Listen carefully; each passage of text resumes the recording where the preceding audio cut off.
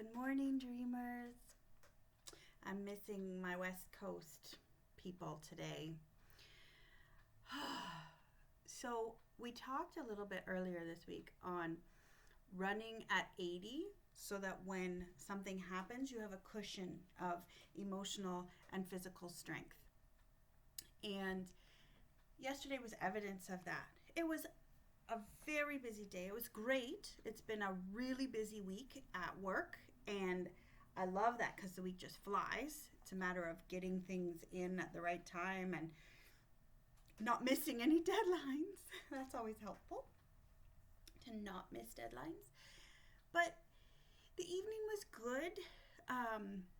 We went to a food truck down the street, saw a couple friends from the neighborhood, waved from 6 feet apart, and just had a good time. And my kiddos were analyzing life. Then I had a Zoom check-in with some friends. And then I watched a movie with Jimmy on the couch. And Hannah ran to watch some anime with her friend Lindsay. And, it was really great. And I was just sitting there resting, happy. And an email comes through. And the email said that there was a crisis out west. And we really had very limited information. And had I been running at 100, now you'd think with everything I've listed that that's 100 for me. That's not 100 for me. And that's why my mom says you need to run at 60 because your 80 is everyone else's 100.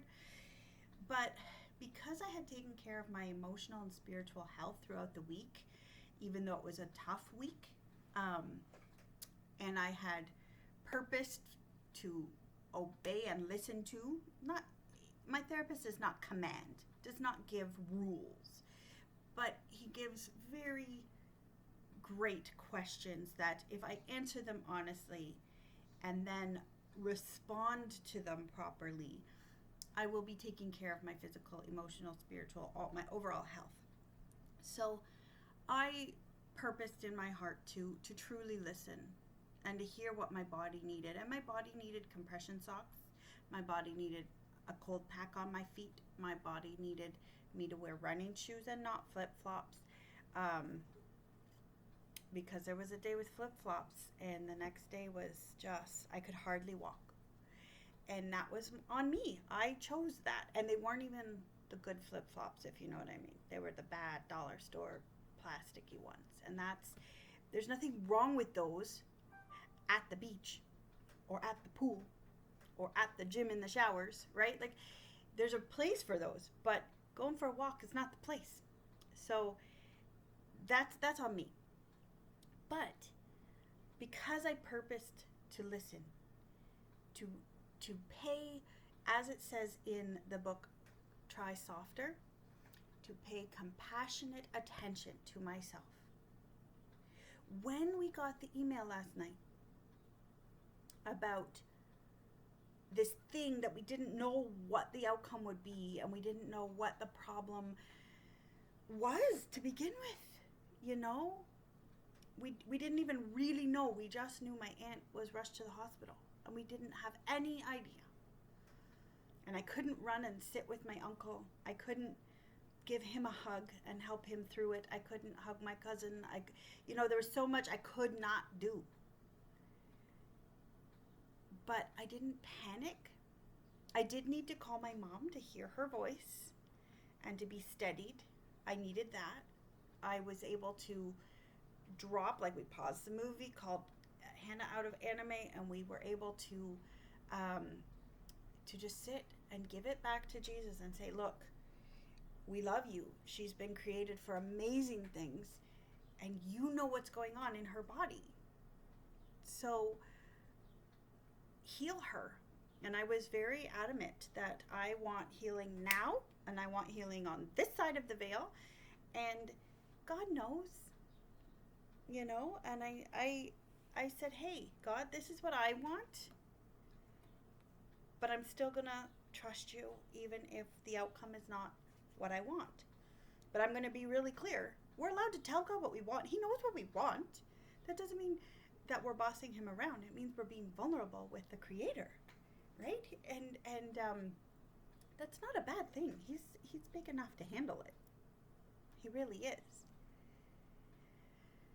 So my capacity to respond properly, to go to prayer, to take a moment to meditate, to take a moment to communicate with my trusted friends, to draw on their strength, right? Like, because when they call me, they draw on my strength, and it was my turn to draw on theirs. That's friendship. And I was able to take a moment to call my mom, and she was able to name it. She was like, that woman mothered you when I wasn't there because you were out in BC, and she's a mom to you. She's not just a distant aunt. Not that distant aunts aren't valuable, but there was something more. And all the times she was there for me, she caught my babies, like she loved on them, and all those times. And now I can't be there for her and for my uncle. That was really draining on me. And then I went, no, I don't need to feel guilty for that. This is just where I live. I cannot actually be there. This is not something you could do and are not doing, right? And I texted who I needed to text, and I was like, okay, you're going to breathe again. So I put my feet flat on the ground. I grounded myself, kept a prayerful spirit, and I'm like, okay, spirit, my spirit, connect with his spirit, connect with her, and just put the movie back on and enjoy time with your son. And the capacity to do that was there because I had taken care of myself. I didn't go into full-on panic. There was some distress. There's going to be distress. If there's not distress in life, it's because you completely shut yourself off. And you've built a wall around your heart that no one can penetrate. And guess what that wall becomes? It becomes a coffin.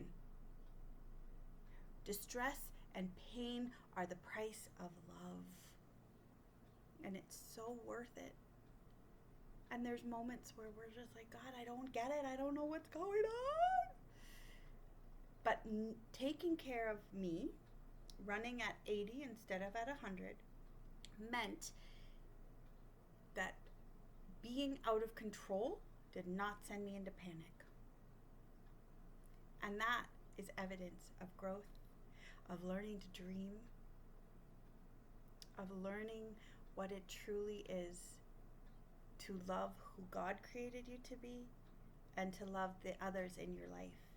And so I'm just telling you this not so that you go, oh, Marilyn, good job. No way. Hello. It's taken me this long to figure this out. God's like, I've been telling you for how many years? Come on, get it. No, he doesn't. He's not impatient with me. And that's what I'm grateful for. But the concept of trying softer, just, you know what? Stop trying hard. Stop trying so hard. Just be. That, and being able to sit with my coffee this morning after taking some time to sleep in because the night was late. And it was not a super deep sleep because, yeah, there was distress. Legitimate, okay distress. So taking time to go, you know what, I do have a second home and I do have distant family that I love and care about and really want to be with right now. And that's okay. But I'm telling you my story so you know that it works. So all this stuff I'm telling you, all this stuff we share over coffee, I'm so grateful for you. I really am. I'm sending massive hugs and I hope you feel them. But don't give up. Don't give up. It really does work when you just pay compassionate attention to who you've been created to be. It's not selfish. It's not. It's truly loving your neighbor as you love yourself. And if you can't love your neighbor, you'll never quite love God. Sweet dreams. Bye.